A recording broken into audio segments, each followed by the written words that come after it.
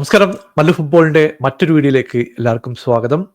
അപ്പൊ ചാമ്പ്യൻസ് ലീഗിൽ നടന്ന 2 മത്സരങ്ങളെ കുറിച്ചാണ് നമ്മൾ ഇന്ന് ഡിസ്കസ് ചെയ്യാൻ പോകുന്നത്. ലിവർപൂൾ 1-0 ജിറോണയെ പരാജയപ്പെടുത്തി. മറ്റൊരു മത്സരത്തിൽ റയൽ മാഡ്രിഡും അറ്റ്ലാന്റയും തമ്മിൽ ഒരു ഇഞ്ചോടിഞ്ച് പോരാട്ടം നടന്നിരുന്നു. അവസാനം 3-2 റയൽ അറ്റ്ലാന്റയെ തോൽപ്പിച്ചത്. നമുക്ക് ലിവർപൂൾ മത്സരത്തിൽ തന്നെ സ്റ്റാർട്ട് ചെയ്യാം.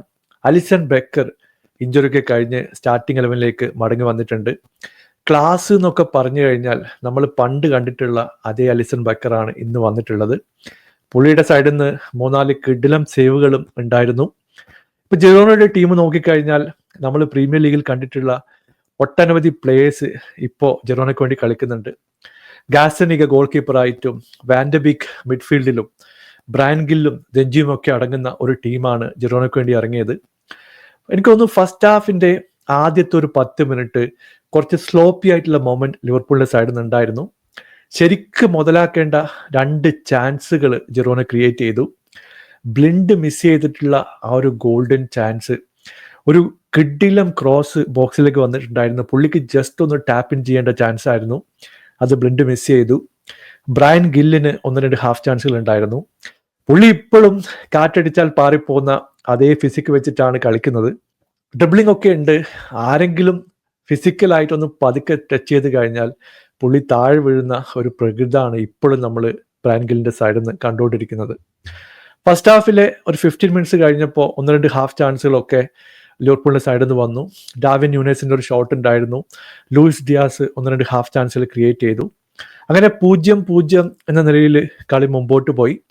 സെക്കൻഡ് ഹാഫിലേക്ക് വന്നപ്പോൾ എനിക്ക് തോന്നുന്നു ലിവർപൂളിന്റെ സൈഡിൽ നിന്ന് പൊസിഷൻ കൺട്രോൾ ചെയ്തത് ലിവർപൂൾ തന്നെയാണ്. അങ്ങനെ ലൂയിസ് ഡിയാസ് ആണ് ഈ ഒരു പെനാൽറ്റി ഓപ്പർച്യൂണിറ്റി ക്രിയേറ്റ് ചെയ്യുന്നത്. പുള്ളി ബോക്സിലേക്ക് കയറി വന്ന് ഡ്രിബിൾ ചെയ്യുന്നിടക്ക് വാൻഡവീക്കിന്റെ സൈഡിൽ നിന്ന് ഒരു മിസ്റ്റേക്ക് വരുന്നു.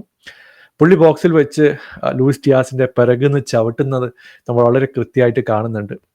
ഓൺഫീൽഡ് റെഫറി പെനാൽറ്റി കൊടുത്തില്ല. പിന്നീട് വാർ ഇന്റർവ്യൂൻ ചെയ്ത് ആ പെനാൽറ്റി കൊടുക്കുകയും ചെയ്തു. അങ്ങനെ മോസല പെനാൽറ്റി എടുക്കുന്നു. വളരെ കൃത്യമായിട്ട് അത് കൺവേർട്ട് ചെയ്യാൻ അദ്ദേഹത്തിന് കഴിഞ്ഞു.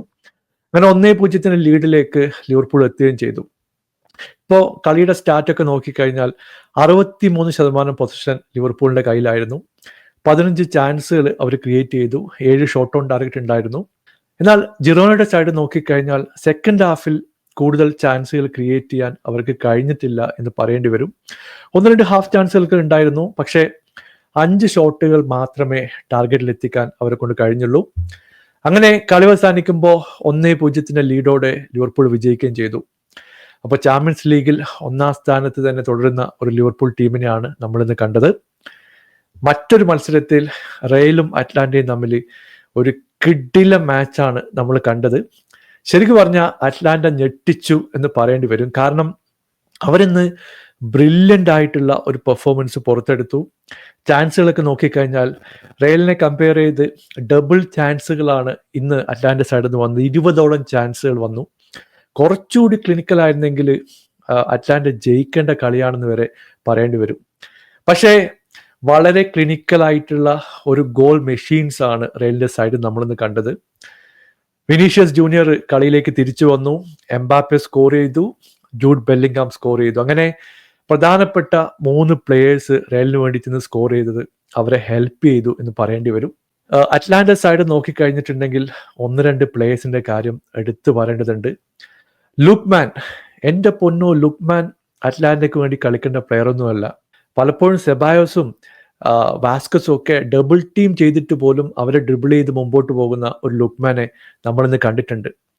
പുള്ളി ഇന്ന് അടിച്ച ഗോളൊക്കെ ബ്രില്യൻ്റ് എന്നൊക്കെ പറഞ്ഞ, അതായത് ലെഫ്റ്റ് ഹാൻഡ് സൈഡ് കോർണറിൽ അഡ്മഗ് ചെയ്തുകൊണ്ട് അലിസൺ ബക്കർ ഷോട്ട് പ്രതീക്ഷിക്കാതെ അത്ര സ്പീഡോട് അടിക്കണമെങ്കിൽ പുള്ളിയുടെ കോൺഫിഡൻസ് ലെവല് നെക്സ്റ്റ് ലെവലാണ് എന്ന് പറയേണ്ടി വരും. കെറ്റ്ലാരയുടെ കാര്യം എടുത്തു പറയണം. പുള്ളി എനിക്ക് തോന്നുന്നു വളരെ വളരെ ഡെവലപ്പ് ആയിക്കൊണ്ടിരിക്കുന്ന ഒരു പ്ലെയറാണ്. അത് മാത്രമല്ല, റയലിന്റെ സൈഡ് നോക്കിക്കഴിഞ്ഞാൽ ഫസ്റ്റ് ഹാഫിൽ എംബാപ്പെ ഒരു കിഡിലം ഗോളോടെ റയലിനെ 1-0 മുമ്പിലെത്തിച്ചു. പക്ഷേ ഹാഫ് ആൻ അവർ കഴിഞ്ഞപ്പോൾ പുള്ളി ഇഞ്ചുവേർഡായി. എനിക്ക് തോന്നുന്നു വളരെ ഡിസപ്പോയിന്റിംഗ് ആയിട്ടുള്ള ഒരു ഇഞ്ചുറിയാണ് റയലിന്റെ സൈഡിൽ നിന്ന് വന്നിട്ടുള്ളത്. പക്ഷേ വിനീഷ്യസ് ജൂനിയർ ഒരിക്കൽ കൂടി തെളിയിച്ചു, ഇതുപോലുള്ള ബിഗ് മാച്ചിൽ പുള്ളിയുടെ ഇമ്പാക്ട് എന്ന് പറയുന്നത് ഒഴിവാക്കാൻ പറ്റാത്ത ഒരു ഇമ്പാക്റ്റ് ആണ്. കാരണം സെക്കൻഡ് ഹാഫിൽ ഒരു ചാൻസ് കിട്ടി, പുള്ളി അത് കൺവേർട്ട് ചെയ്തു.